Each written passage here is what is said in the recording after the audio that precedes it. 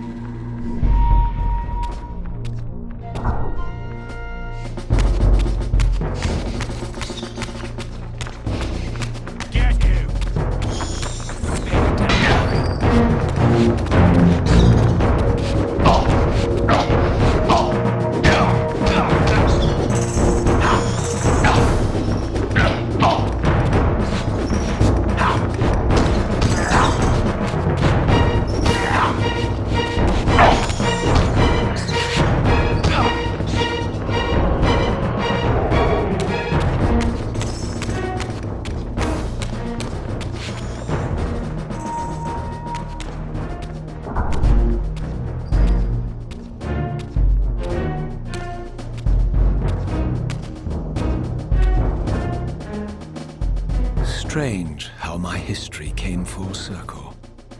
This chapel, I realized, was a memorial to my former Sarafan brethren and myself. All of us martyred here, and then so cruelly profaned by Kain when he imposed his gift on our noble corpses. For the first time, I beheld the image of my Sarafan self, memorialized here among my fallen comrades. It tortured me to see how noble and pure I had been, and what a vile phantasm I had become. And a profound sense of injury, of loss and betrayal welled up in me, so overwhelming I could barely contain it. All I wanted at this moment was to find Kain and destroy him.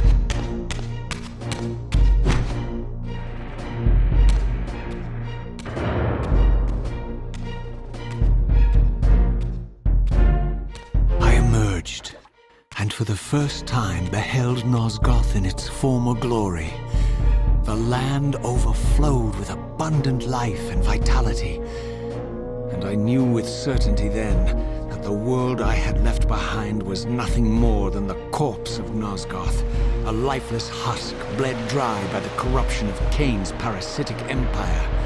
This was the fragile world Kain sacrificed to preserve his own petty life and ambition, heedless of the profound cost. The sight only deepened my resolve. I sensed that the pillars lay to the northwest.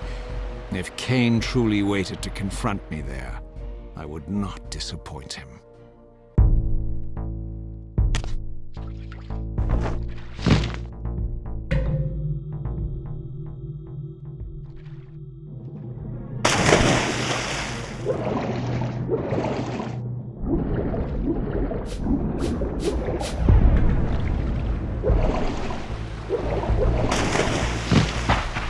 As I passed this arcane landmark, a wisp of the Reaver's energy was drawn into the ring, illuminating it. This created a beacon of sorts in the spirit world. If ever I found myself depleted in the spectral realm, and my soul tossed on the ethereal winds, these beacons would draw me back to safety and restore me.